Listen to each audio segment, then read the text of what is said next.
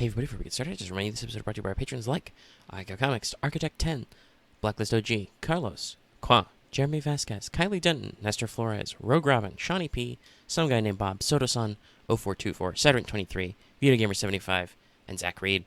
If you like what we do and want to see more, consider supporting us on Patreon. You can get access to episodes early and lots of other goodies, and it really helps us out. Thank you for your support, everybody.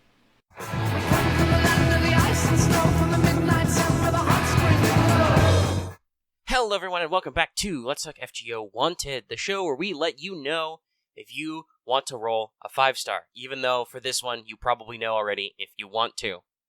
You've been hearing about her for years. I'm sure you either have all 80 billion quartz and all her mats saved up, or you're tired of hearing about her and you don't want to. But I would be remiss if we didn't do a video about Scotty, aka Scathach-Skadi, aka lots of other stuff. But we're going to save all that for the actual segments about the show. So, first up, let us explain what Wanted is if it's your first time seeing it, because, I don't know, you may have stumbled across this video because you're looking for videos about Scotty and not know that this is the 52nd Wanted, according to my count.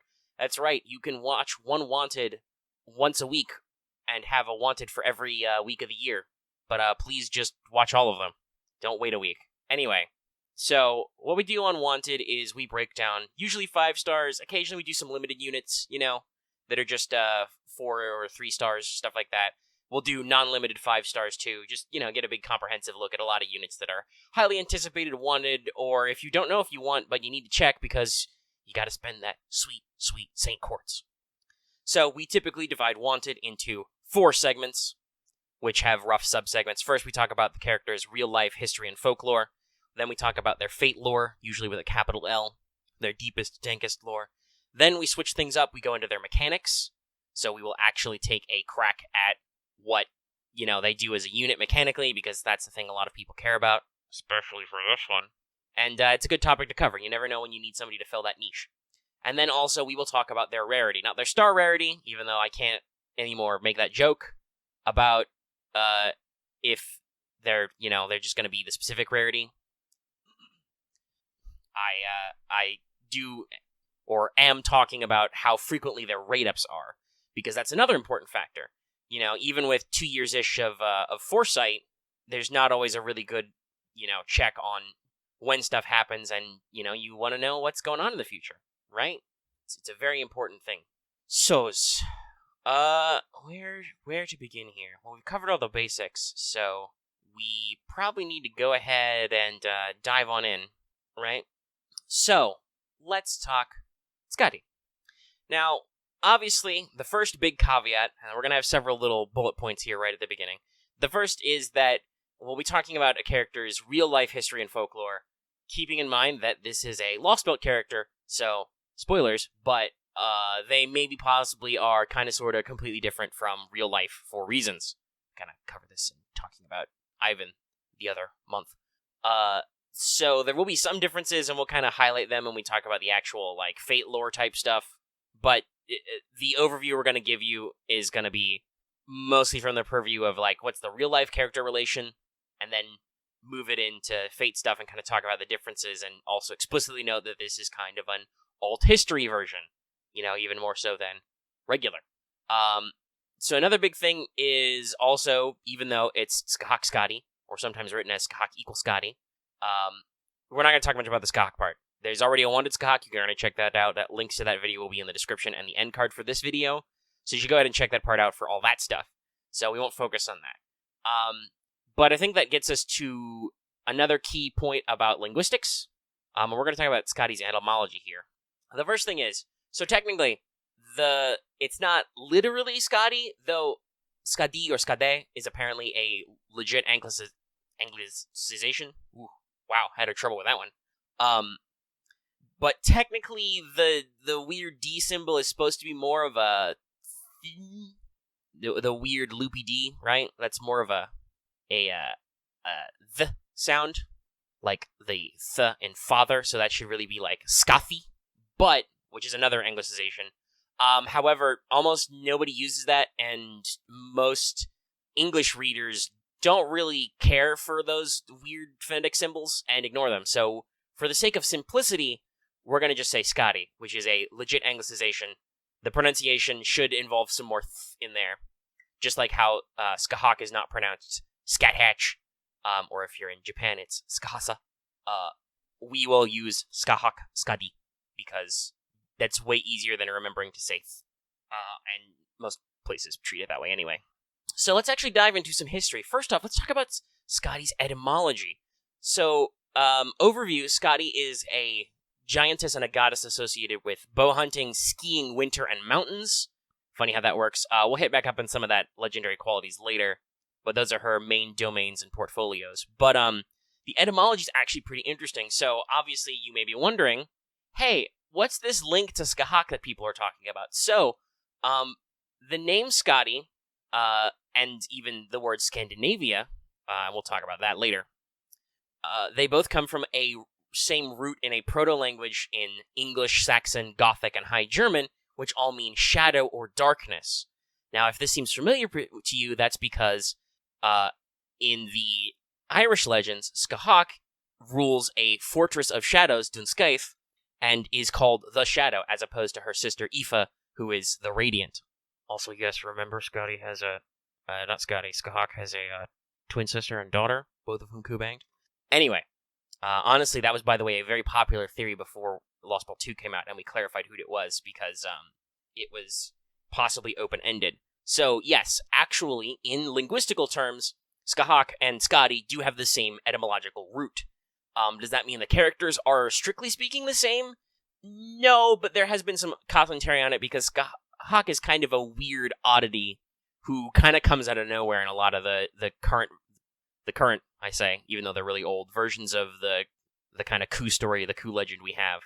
She just kind of pops up in what the Irish Gaelics called the Alps. They meant Scotland, maybe. So there's some interesting stuff going on there. But there is also some etymological debate, because Scotty has some of the same roots as Scandinavia. There is a question of whether or not she is the goddess who personifies the territory of Scandinavia. There's some debate about this. We're not going to get too deep in it, but it's entirely possible that Scandinavia is island of the goddess Scotty, which Nasu and co. have established they have researchers, so that may be why her particular association in Lostbelt 2. It's not really commented on, but they would know these kind of fun little facts. So the major myths about Scotty are kind of interesting. In the actual history, she was the daughter of the giant, hold on, I gotta find his name, and I gotta say it weird, because they used that guy. Yeah, Thiazi. There's a Thor symbol and a J in there, and a Z, so have some fun with that one. Anyway, he was a giant, and Scotty Daddy, but he was the guy responsible for trying to kidnap the goddess Idun, and so the Aesir and friends super murderized him, and then this is where Scotty comes in, because she rolled up, according to major stories in Skald history and in the various poetic and prose eddas, rolls up, armed to the teeth, to Asgard, and is like, yo, you killed my dad, that's not cool. And makes some demands, the first of which is to marry a husband of her choosing. She ends up with the sea god Njordr, who is the father of Frey and Freya. Though, yes, by the way, as commented in Lostbelt 2, Scotty was probably not their mother. It was a different person, but anyway, did get married to that guy. And so that's one of the things she does, but also it kind of sets up her interesting relationship with Loki, because her other demand was that the gods make her laugh. Loki accomplished this by tying a rope to a goat and tying the other end to his balls, and thus furthermore establishing that Loki really just was the jackass of the Norse pantheon. This is interesting because later Scotty is specifically mentioned as the goddess who puts the poisonous snake who drips venom into Loki's eyes for that time he did that bad thing. But we're not here to talk about Loki. So they have kind of an interesting back and forth snippy relation that goes on. It's kind of interesting to see. If she's actually supposed to be the personification of Scandinavia, that could be maybe some kind of mythic thing. Anyway, there's some myths about her being sad about being so close to the sea, so she goes up to hunt in the mountains because she loves mountains. And in later tellings, when talking about various sagas of kings, it does mention that Scotty used to be married to Njordr, but then she left him and married Odin and had a lot of sons, some of whom were mythic kings. So that may also just be part of the whole shenaniganery that, like, making her up to be more important to the island because she's part of a heroic lineage. It's cool. Everybody's cool. We're super cool. And at certain points in poems, she is referred to as the bride of the gods, but also some of her literal epithets were the ski god or the ski lady. She was really all about the skis, which is maybe why there's so much skiing in Lostbelt 2. That's really it. There's not a whole lot of super ultra deep lore about her, but she is a recurring character who kind of has some mentions in the history and does a couple of important things, and probably would have been important for her association with hunting in winter and the mountains. Scary, scary mountains. So, in the fate, well, the big thing is that the character of Scathach-Skadi is a Lostbelt king, so she is from an alternate history. And you've probably played all of Lostbelt 2, but if you haven't quite yet, I won't go into the gory details, but the rough version is that this version of Scotty never was the bride of the gods. That's something she maybe has a complex out. She's a little, her seminal version especially is a little Christmas cakey. She's a little concerned about her lack of being marrified. But she never got to do any of that. So she is definitely not the mother of Fran and Freyr. Also, seriously, guys, why you gotta name twins like that? Why you gotta do me like that? But anyway, so that part didn't happen. Probably wasn't married to Odin or anything. But she just ends up being basically the last goddess standing after Ragnarok, and inherits a lot of authority, including Odin's primordial runes, which is why she's really good at magecraft, even though you'll notice in those things I described about her as a goddess, she's not really that magical sounding. In fact, she's more known for, being a warrior giant lady. It was at this point also, after Odin kind of put her in charge of the post-apocalyptic Scandinavia, that she ate or was fused or something with Scathach, who is noted she has that etymological connection with. Fate likes to play around with the ideas of prototypes and iterations, so it's entirely possible that they are running with a background theory that, like, though they're from different myths, that Scotty and Scathach are both, like, different iterations of a similar character, and they do have the same roots. So, physically, Scotty has the body of Scathach, which is why, even though she's a Jotun, she's not a weird giant lady. Also, we don't see any female Jotuns in Lostbelt 2. Missed opportunity. This is also, by the way, why she can control some of the giants, though, that appear in that Lostbelt, because she is herself descended from the giant Thiazi, with a th, a j, and a z. God, Norse pronunciation. I'm sorry, I'm probably slaughtering a lot of these, but man, it's hard, guys. Look at what I'm dealing with. So, there's some of that. And she's not really an antagonist, per se, though you do end up fighting her, but she's got a lot of interaction back and forth and is a major, major character of Lostbelt 2, and there is a lot of time spent developing her character in it. So if you want to know more about her, just beat Lostbelt 2 already. You lazy fuck. That's really the big ones, is that because her timeline is different, she has actually skipped some of the big things that Scotty is actually known for, in the actual myth, but they bring up some interesting ways. Is this just capitalizing on Scathach's popularity, the fact that she's constantly getting rate-ups? Maybe, but also, like I said, there is some interesting etymological connections there, and kind of domains, The image you're seeing right now is a famous painting, which is public domain, of Scotty ski hunting while throwing spears at people, which seems kind of Scathach-y. I don't know. So, yeah, we kind of skim some of the stuff to do the kind of interesting what-if bits, but the end result is a motherly, stepmommy kind of character who occasionally stabs people with spears, but also does a lot of rune stuff, because runes. Everybody loves runes. And again, if you want more detail, you gotta actually do the story, kids. So, with all that interesting historical context and fun anecdotes out of the way, let's talk about the thing that most people are probably itching to hear about, the mechanics. So this is obviously the big thing a lot of people are looking for, Scotty, the quick support. So before we get into that bit too much, let's talk about the normal stuff we do. So, how does she stack up on HP? Well, very solid, slightly larger than Merlin.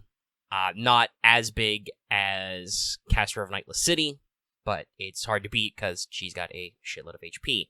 That doesn't mean, though, that attack-wise, she is firmly in the middle, stacking up even over some offensive casters like Stacy and Leonardo. Though not obviously some of our big hitters we're known for, like Summer Nero, Ilya, and Sanzo, and also Murasaki Shikubu in future. But yes, anyway. Very solid HP, not awful attack, pretty decent baseline. And a thing that is important to note here is that she's got a very decent NP charge rate for 3-hit arts cards, of which she's got 2, and 2 quick cards, which also have 4 hits. But yeah, you'll notice her star generation is very in the middle, which is saying something. Normally, I don't think casters really capitalize on that much. But if let me do some double checking really quick. But I believe that yes, in general, casters are part of the middle curve of star generation. It's just, as noted, most of them don't get to benefit from that. But yeah, Scotty's one of literally 2 casters who have 2 quick cards, so she can actually benefit from that with this kind of semi maybe archer style deck with the arts and the quick. So, yeah, the only other one is, again, Murasaki Shikubu, who's coming out later. Look forward to that one next year by Lucky. I'm sure he'll gush loads. But, yeah, so, in general, if you're using her to mesh with quick teams, which is the thing she is known for, and we'll discuss the hows and whys of that one later, but you can actually intersperse her quick cards in there, and you will actually generate stars, which is not something a lot of casters do outside of stars per turn skills, just because they don't tend to have a lot of quick or buster cards, and they don't tend to have great hit counts usually. So, okay, let's start the story, because Scathach-Skadi, very good unit, though if you're expecting to magically do a lot of the super meta stuff, this is something that's come up in some conversations on this channel before, you usually need servants with a couple of NP levels to really get that going for her, and you also probably need 2. But even without all that, she's still a really solid unit that supports the quick playstyle for a couple of reasons. Let's start with her NP, Gate of Sky, which is actually a Scathach NP that has been co-opted by the Scotty bits, I guess. I don't know. The big one is this gives you 5 turns of critical power for all allies, so crit strength up 5 turns, and 3 times, so it's got a long duration, but only procs when you actually use it, because it's time-based, not turn-based, overall. It gives enemies 1 time of death immunity, which is mostly just a niche for challenge quest stuff. You get 1 hit of evade for 3 turns, again, a decent one. 1 hits of evade for a long period are actually not awful, just so long as you're not getting bullied super hard. And it applies damage cut to all allies for 3 turns, flat damage cut, which is very positive. I myself and several other people have been missing Mash's flat damage cut skill in certain story missions, so hey, here's more damage cut. So how does this stack up with multiple NP levels and overcharge for her? Well, honestly, the base crit-powered NP1 isn't great, and even then, even at NP5, it's not huge.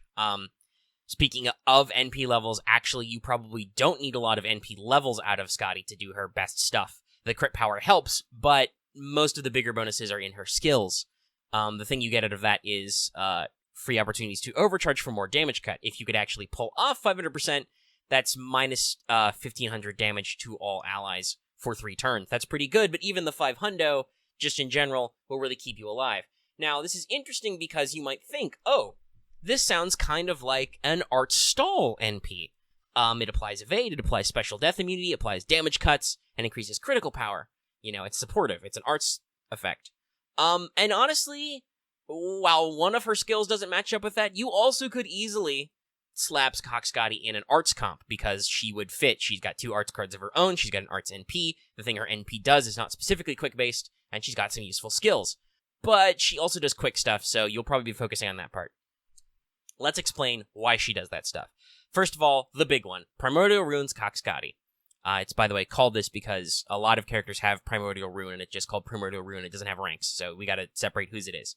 Hers is a targetable buff. It gives you 3 turns of quick strength from 30 to 50%. That's right, this is a targetable 3-turn green mana burst. It's probably this severe because quick cards are generally the weakest damage output-wise, so they need a lot of help. It also increases your allies' quick card critical strength for 3 turns. So when they crit on quick cards, they get the fairly typical high-end crit buff of 50 to 100%, with a minimum turn 6 cooldown. This is a little power creepy, but also it's because quick needs that help. So here's the reason why her NP also fits the quick playstyle. We've talked about this before on Let's Talk FGO, me and Lucky, and several other people. The thing about quick is that much like arts, you need setup. With Buster, ideally, you can just pop skills and pop Buster buffs or crit strengths or whatever and do a big chain and slap pretty hard. There are some Buster NPs, or even some servants with hit counts, where clearly they are designed to do kind of pocket star gen on their Buster so they can have multiple turns of big damage, but ideally you're getting one big turn of damage when that pops. Arts, the strategy is, well, you're constantly generating NP, so you can fire off an NP and then you get your charge back and you do another NP. They love crits too because that really spikes your NP gain, but in general, the goal is to keep firing NPs. That's what Arts does. And if you can get loops, that's really good. If you don't loop, whatever. The thing about Arts is that there are a lot of them fit the stall mechanic as well, so you're just like, whatever, I'll be fine. I'll just eventually keep NPing. Quick strategy, usually, and especially once Scotty kind of makes this strategy is the thing, because Quick is kind of nebulously strategized in the metagame before Scotty jumps onto the scene. There's some attempts to do support, and there are some characters who do pocket support, or do half support. We'll talk about later when we talk about team composition. But the thing Quick needs to do is it needs 2 turns. You need 1 turn to generate stars and 1 turn to capitalize on stars. Without direct skills which cause star infusion, you have nothing to do with your first turn. You're using Quick, which is overall one of the weakest damage types, primarily to generate stars that you need to capitalize on. So what Primordial Rune does is you pick your damage dealer and you're like, okay, your Quick cards, they're going to be really, really good for 3 turns, and if they crit, they're going to be even better.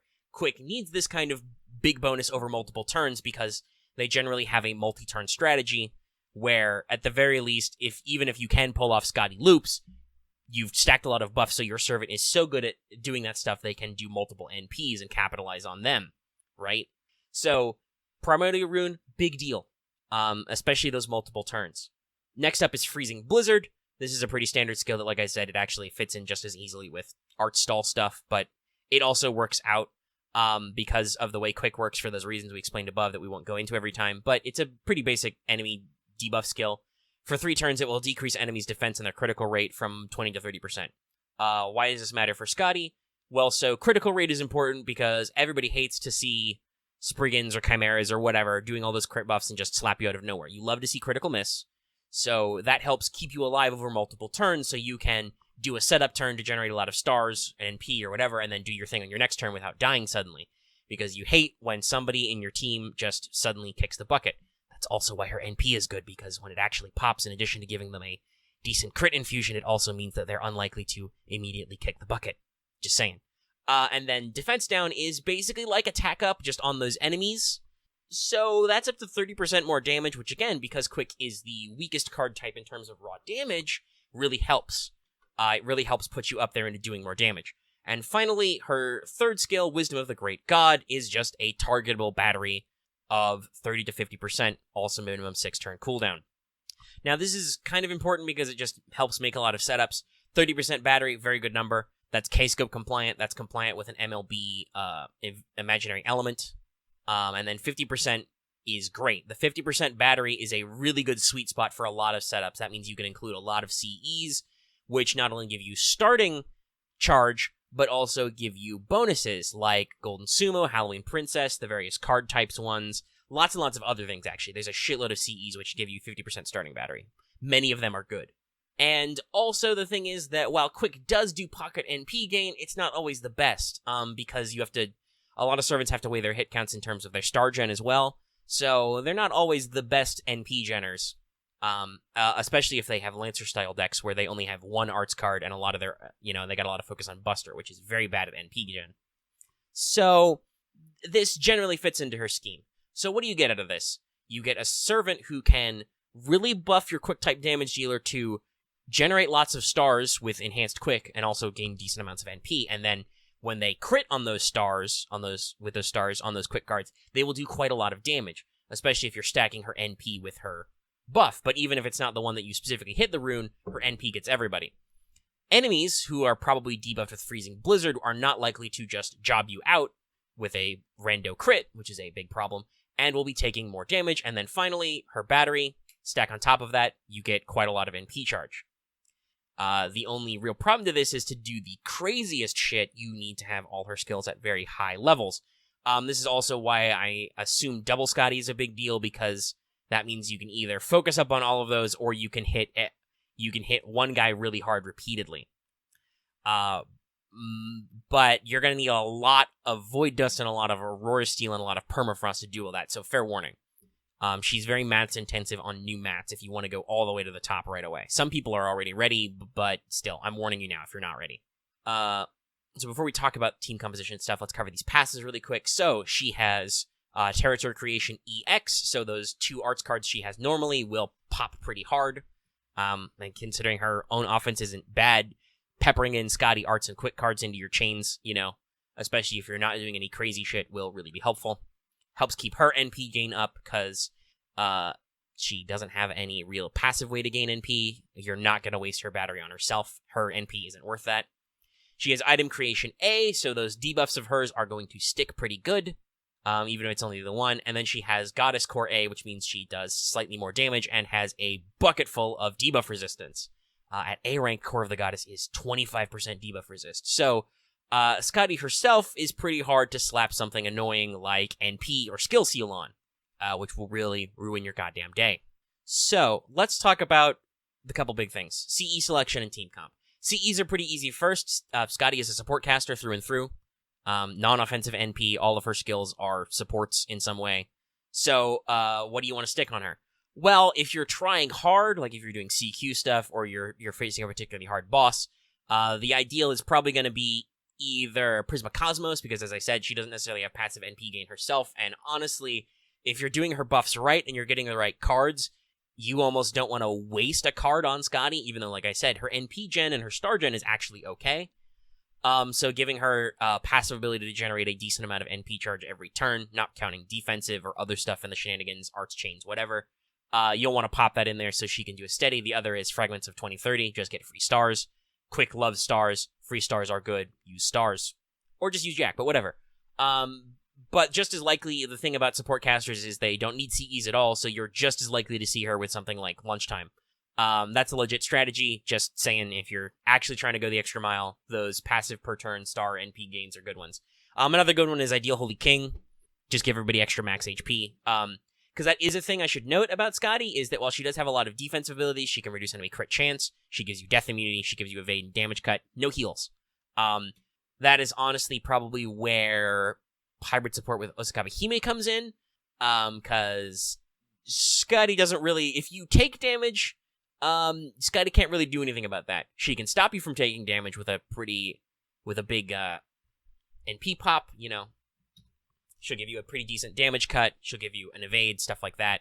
She can reduce enemy crit chance, but can't really, like I said, do anything about that bit. So, that's a thing to note about that stuff. So extra max HP is good. So actually, the team comp. Now, here's the interesting thing. It's been a while since we did a support unit, since I started talking about team comps. So the thing is that you don't comp to Scotty. Scotty comps to your units, basically. She is the quick support caster. And while there are other quick support units, there are not really casters focused on it. So you will use her in a lot of places, just like you'd use Waver, Merlin, Tamamo, and others to support various card types and strategies. Scotty supports quick and criticals. She can be used in an arts comp if you really need her to, but she's not specifically that. So you're better off making sure that she can be used to her utmost with somebody who has a good quick card. The obvious answers are supporting Berserkers who are quick. So that's a pretty simple one. Because he's got a lot of hit counts and because he has self-buff skills for NP gain, Zerkalot is a big choice. He's got a lot of hit counts and he has a skill which increases his NP gain, and also he has critical strength and star weight stuff that can go on. He goes very well, especially if you have multiple NP levels, while also being pretty self-buffing. Fran is another really, really popular 4-star Berserker. Her NP has a very decent hit count and has a very, very high damage output, especially combined with her NP strength skill. So she can slap pretty hard on that quick bit and generate lots of stars and do a lot of stuff. In terms of sweeping, we also have a fairly big permanent Berserker coming up who also has a quick AoE NP with a self-stimulus in the form of Zhan Yu, who will come out later this year. He will fit perfectly into that kind of setups. And so you've got a 5-star coming who kind of hits that general. Adelante Altar, Mysterious Heroine X also work perfectly good as single target hitters. And then in general, it's going to be spiced to your flavor of units. There are a lot of quick-focused assassins who can make use of Scotty support. I mentioned Jack earlier. Jack already generates stars like nobody's business and has all kinds of buffs and has a targetable heal. She has pocket support abilities. So if you're facing a female, you can combine Scotty with Jack and do oodles of damage. In general, there are a boatload of quick assassins who work out for that, honestly. That's pretty diverse. And from there, it's kind of just, taking your pick. Who do you like? Who does what? Achilles in Riders is a pretty popular one. If you've got Kentucky Rider, he's good at boss killing with quick. Just in general, if they've got a couple of quick cards and a quick NP, they work out pretty well with Scotty. So we'll probably talk more about some outliers and some interesting choices.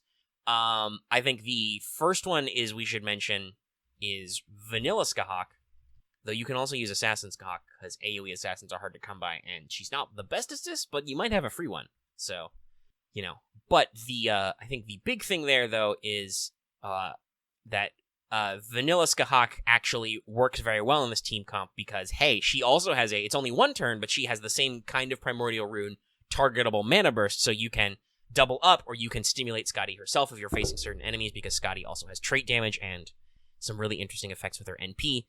She's a pretty big hitter, and she has 2 quick cards because she's got a Lancer deck, so that will mesh very well with herself. Funny how that works.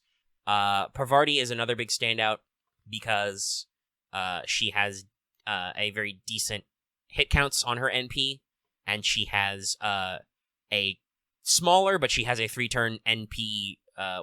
It's a quick card, but it's more really an NP steroid, but also that increases her NP gain and some other stuff, and she's got some pocket support abilities. So you've probably heard of them mentioned a lot. That's a good one. Obviously, I mentioned Osakabe Hime earlier. After some buffs, Hime is kind of hybrid quick buster support. But when combined with a dedicated support in the form of Scotty, her quick stuff can really come to the fore. She can increase your allies' max HP and defense. She will increase their quick card and their buster card effectiveness once both are all in there. And she also has a later buff to her morph, which will increase allies' critical damage further by the general 30 to 50%. So you can really stack those up on one hitter, assuming you're not just doing double Scotty all the way across the sky. Just in general, again, look at Scotty's kit and think about, what can I do with this? There's pocket AoE support, regular Atalante, Alexander. They work great as setups where you can do team quick buffs and then generate lots of stars, which then can be capitalized by your major damage dealers. A lot of fun little comps in there.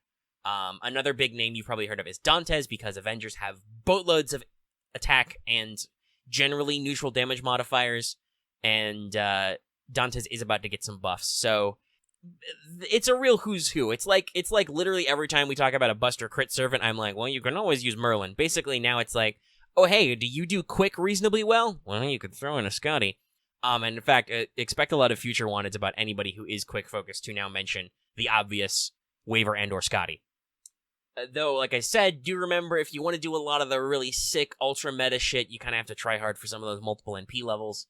There's no guarantee you can pull it off. But if you like the quick playstyle or you have a lot of quick servants, she is a very decent investment. I think now that's a good time to go ahead and talk about her rarity, which is actually kind of a big deal, because unless I'm mistaken, good old Scotty only has a couple of rate ups. So, there's this year, the 3rd anniversary, where she is the Spotlight Servant. It's a little bit of a ripoff, but, we'll deal with it. And then the 18 million downloads campaign, which will be late next year, she comes back. And at least to my knowledge, she has not come back since. Now, Japan is about to have an anniversary in a couple of months, or about a month-ish, actually. A month and some change. So, it's possible that they're going to do a big old, story banners and re-releases and stuff. And she can come back into the rotation, and obviously, she will be in pools for GSSRs and stuff. But now is as decent a time as any for you to plan to try and roll for her, because there is going to be a lot of Saint Courts for Anniversary, and she will be a big signature rate up. It's kind of a big deal. And overall, that's Scathach-Skadi. Hope you guys are informed and know what you want to do. I don't want to necessarily be too filthy casual. She does do a lot for the general purpose of quick cards, and I even have a few quick servants myself, who she could easily blend into. Though with my current setup, I don't know. I don't have any super scopes, so I don't know if I could replace Waver with her in my 3-turn farm setup, which uses both the Zerkalot and Fran. but each with a regular-ass K-scope. I use a rash on the front because he has a self-battery. Self-batteries are great, kids. But, yeah, she's got a lot of utility, and they tuned her up without making her too absurd, as I noted, right? The thing people talk about Merlin being quote-unquote broken is that he does a lot of everything. He generates NP for everybody. He heals everybody. He has hard defenses. He has NP gain and attack buffs in general, and then has a specific buster crit buff. You know, he's very spicy. He does all the things. Scotty does not do all the things. Like I said, she's notably lacking in HP recovery abilities. She will not heal you in any way, but she does have a somewhat unique ability to protect you from instant death, which is good for certain challenges.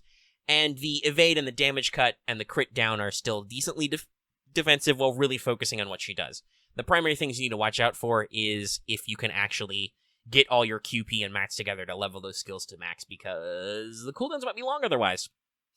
So I think that is it for today's video. It's already super long. Hopefully you had fun watching all of it. Be sure to tune in for whoever's next. I think it'll be the Great Summer Clusterfucking. Which, by the way, to remind everybody, I've said this before, but I will say it again, because this might be your first time with the video.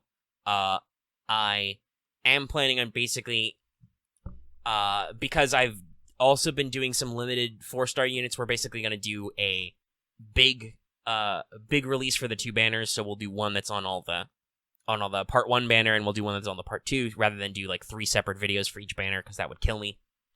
And the thing about Summers and a lot of other seasonals and other, you know, kind of retellings of characters that are more original is that there's not a lot of lore stuff to talk about, so we'll probably focus on the mechanics and just some fun details. So keep an eye out for that. That'll be coming probably in about a month, I think, because we have to do Anniversary for like a week or 2, and then we got the rerun for Summer we got to do, then the new one. So be a little bit, but keep an eye out for that one. And be sure to check out old banners, wanteds, for people who may be coming back up, you know? Get some reminders. Okay, let's wrap up. If you like this video, be sure to give it a like. If you have any comments, be sure to check out the comment section down below. You can also hit us up on our Discord. That link is in the video description and on our channel page, as always. Also, again, reminder, you can check out Wanted Vanilla Scathach if you want more lore in the video description or the end card, which should be soon. If you are new here and haven't already, click that subscribe button to subscribe to the channel, so you always can see our latest videos when they come out, including future Wanteds. You know, get updated on our podcast, Let's Talk FGO, where we talk about all the kind of stuff we do. And have fun. Our latest one talks about our complete thoughts about Lostbelt 2, in case you need to talk about some thoughts and feelings you have. And of course, even if you're already subscribed, consider hitting that bell for notifications so you always know when we post a new video, because this is probably going to happen randomly in a maintenance in the middle of the night, and if you didn't have notifications on, you might not know. You might not get your good luck charm. It's a lot of fun. You can also, when that's turned on and turned to all, you'll also get notifications about when we stream and when we do other stuff. Yay, streams. And of course, like it said at the front of the show, consider supporting us on Patreon. You could have gotten access to this episode early and lots of other goodies. You can get access to our podcast in audio format downloadable for as little as $1 a month, and it really helps us out. All right, that's my usual ending spiel. I will see you guys in the next video. Do come back for Let's Talk FGO later this week. And with that, Scotty Bomb!